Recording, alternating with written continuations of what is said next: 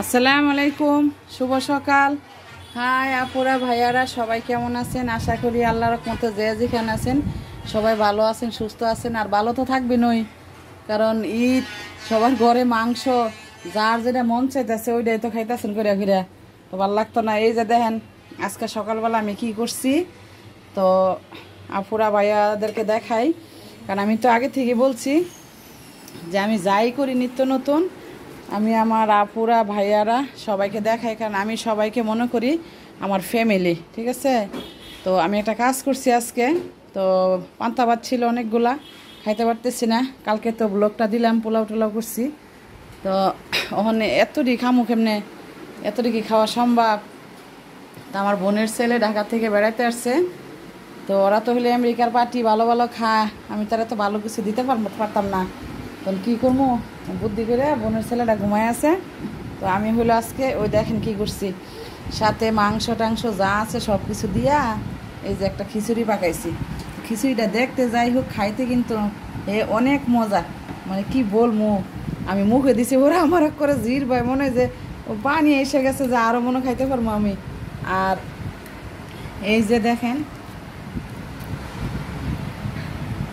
আর আমি কি খামো জানেন? এরারে দিছি খিচুড়ি, আর আমি খামো এই যে কাঁঠাল দিয়া। প্রত্যেক দিন আমি এই কাপ দিয়ে 1 কাপ দই ফাতি। এই যে এটা আমি পুরাটা কেমনে না বানা এটা তো আমি সবাই দেখাইছি না। তো এই যে একটা কাপ দিয়া, এমনি দেখতে ক্যামেরাতে ছোটো দেখা যায়, কিন্তু কাপটা মোটামুটি বড়ই আছে। কিন্তু এটা দিয়ে আমি প্রত্যেক দিন রাত্রে 1 কাপ দই বানাই। কিনে খামো, টাকাও যাইব, তারপরে ভালো হইব না, ভেজাল, এমনিতে অসুস্থ মানুষ। আর আমি তো সবসময় আমার ভিডিওতে বলি অল্প খরচে অল্প সময়ে, অর্থাৎ মধ্যবিত্ত ফ্যামিলি, হ্যাঁ, সবসময় নিয়ন্ত্রণে থাকার চেষ্টা করি। আর এই যে চাইলের খুদ চিনেননি, গ্রামও জানে দান করে, চাইলের খুদ দিয়া গুঁড়া করছি, এডি দিয়া কাঁঠালে কুশ দিয়া, এই যে দই দিয়া আমি খামো। আর আমার ছেলে খাইতেছে খিচুড়ি। কিছু বলো, খিচুড়িটা কেমন লাগতেছে? সকালে নাস্তা অনেক মজা। আপনার হ্যাঁ, তোমার এই আঙ্কেল আন্টিরাকে সবাইকে সালাম দো, কিছু বলো, বলো কিছু।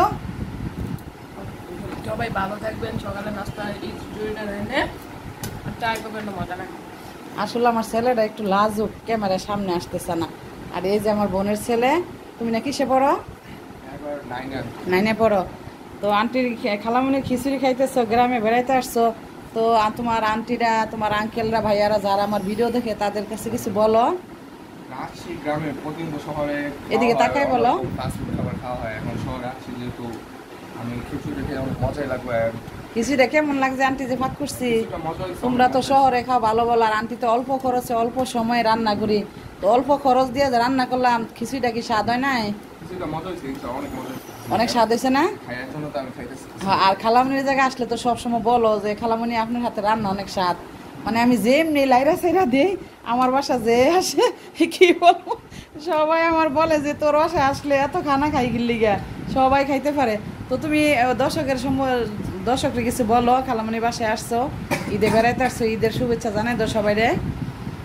এভরিওয়ান, সবাইকে ঈদের শুভেচ্ছা। এন্ড আমাদের যে খালামনির চ্যানেলটা আছে, এটা এদিক তাকাই বলো, আপনারা সবাই সাবস্ক্রাইব করবেন এন্ড লাইক কমেন্ট শেয়ার করে দিবেন।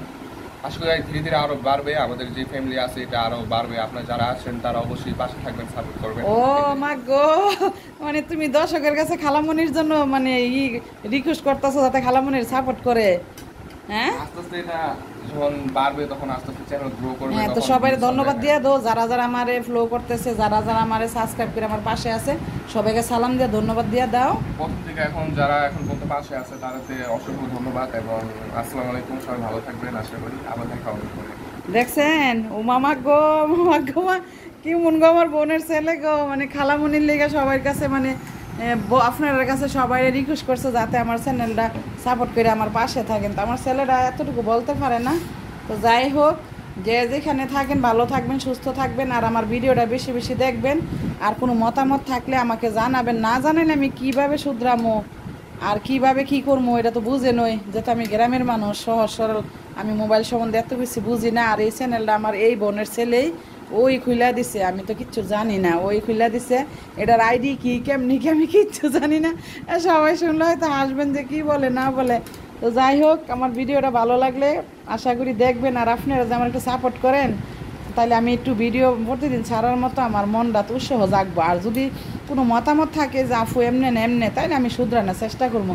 তো কোনো কিছু তো বলেন না, তো ঠিক আছে। আর এই সাইলের খুদ বাইজা গুঁড়া করিয়া দই দিয়া কাঁঠাল দিয়া খাইয়া দেখেন কেমন স্বাদ লাগে। আমি আর আপনারা এমনি মানে কিছু কইতে পারতাম না, কিন্তু না খাইলে বুঝতেন না। আর এই খিচুড়িটা যদি রান্না করে খান মাংস তরকারি দিয়া, তারপরে ডাল দিয়া, তারপরে একটু হালকা মশলা আছে চাট মশলা দিয়া, তারপরে বললামই তো, তাও আবার পান্তা ভাতের খিচুড়ি। কি গো, পান্তা ভাতের খিচুড়ি কোন সময় খাইছো? খাও নাই তো না? এটা যে পান্তা ভাতের খিচুড়ি তোমরা কি বুঝতে পারছো? আন্টি বলনে বুঝছো তাই না? কোনোদিন কেউ বুঝবো না। তার মানে এখন দেখেন, অল্প খরচে অল্প সময় অল্প রান্না, পান্তা ভাতের খিচুড়ি না খাইলে বুঝবেন না। তো আপুরা ভাইয়ারা সবাই ভালো থাকবেন, সুস্থ থাকবেন। তো আজকের মতো এখানে বিদায় নিচ্ছি। আল্লাহ হাফেজ।